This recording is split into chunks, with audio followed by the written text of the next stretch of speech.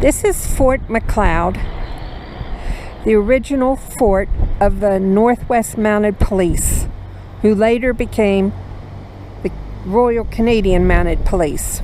The Mounted Police at this fort made a march from here to Fort Walsh, where they built another fort.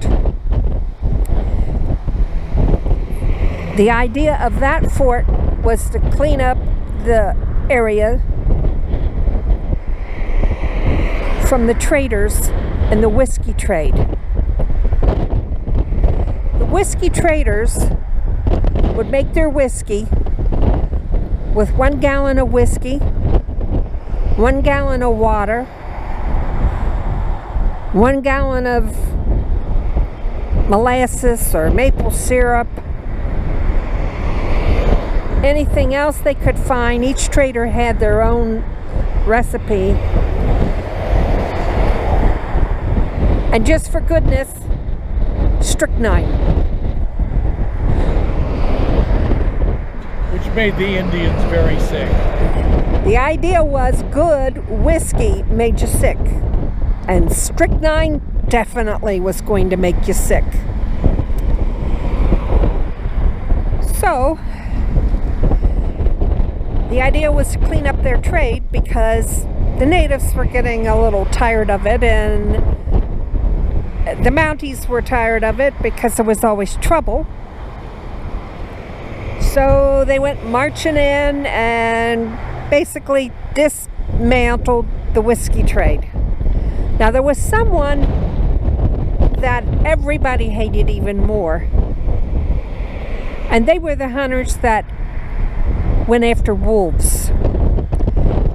The wolf men would take a buffalo and shoot it, put strychnine all in the buffalo, and then when the wolves came to eat the buffalo, they would all die, along with native dogs, which were important to the native peoples.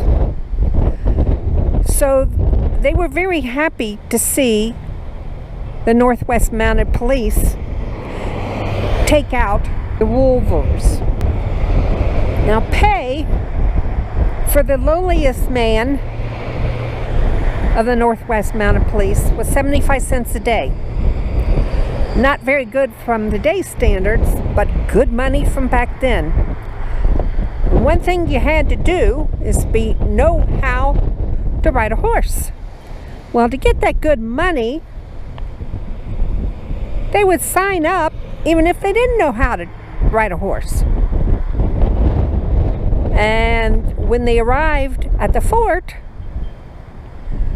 they were found out that they didn't know how to ride a horse. So the person in charge put somebody else in charge of them, gave them a green horse, which meant it had never been ridden. And at the end of the week, they better be able to ride that horse, get in a race with the commander. Nothing was mentioned about beating him, but you had to stay on your horse. At the end of that week, if you couldn't stay on your horse, you got to do it all over again with another green horse. And after being beaten up and bronked off continually by this green horse, you learn to stay on. It didn't take you too long after that to be a good horseman.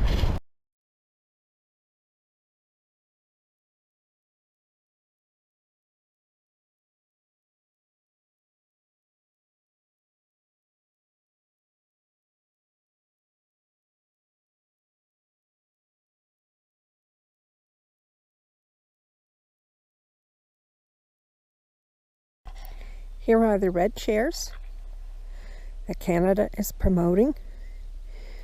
And apparently, if you go to the red chairs and look, you will see some beautiful scenery. So let's take a look and see what we can see.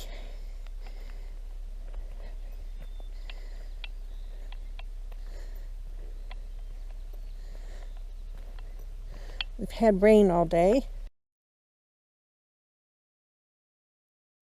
so everything is wet.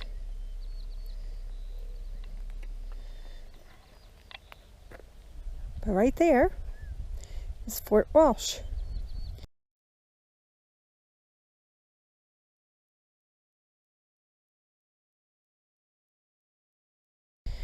And this is the second fort built by the Northwest Mounted Police. Last year we went and saw the first fort, which was Fort McLeod.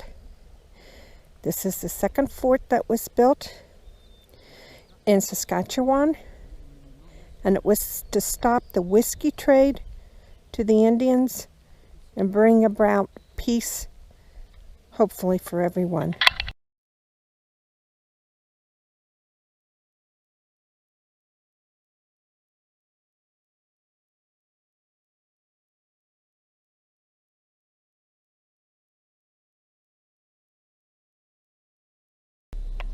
This is a closer view of the fort.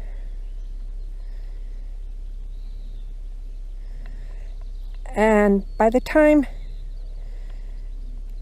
the Northwest Mounted Police came, there was a massacre here, basically over hatred of the natives. And while they were never brought to justice, their trade was basically outlawed by the presence of the Northwest Mounted Police.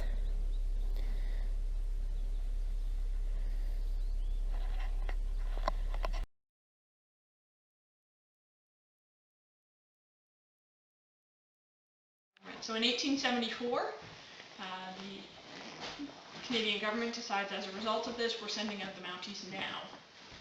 In 1874, the Mounties march west, and they march right past here. They keep going. They're headed for Fort Whoop-Up, which is modern-day Lethbridge, which is the most notorious, heavily armed, largest liquor trading post in the west.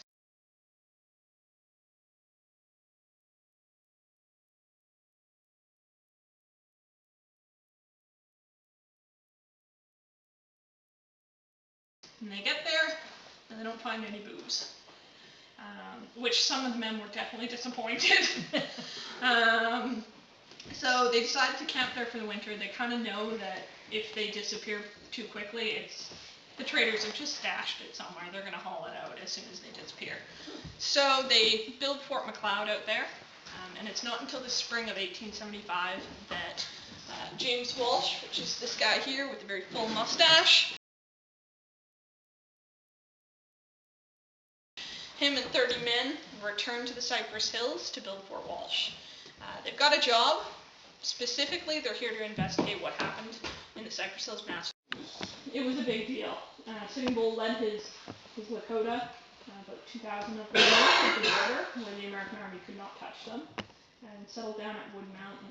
At that point, Wood Mountain is a small outpost of Fort Walsh. It's one of the areas that men ride patrol to make sure everything's okay. So now Walsh and his 30 men have potentially 2,000 hostile First Nations camped in their backyard in territory that is not traditionally theirs. This could be a huge problem for them. And it's for that reason in 1878 that the headquarters of the Northwest Mounted Police is moved to Fort Walsh. So the fort expands significantly. You have 150 to 200 men stationed here. Move headquarters to Regina. This is not a great location to have headquarters. The railway was coming across. It wasn't coming through the Cypress Hills. Telegraph lines are getting laid. It's not coming through the Cypress Hills. The water is a problem here, which we'll talk about later on. It's cold here in the winter. It's just isolated. There's no reason. So they move headquarters to Regina, and they dismantle the fort. Most of the logs are taken to Medicine Hat and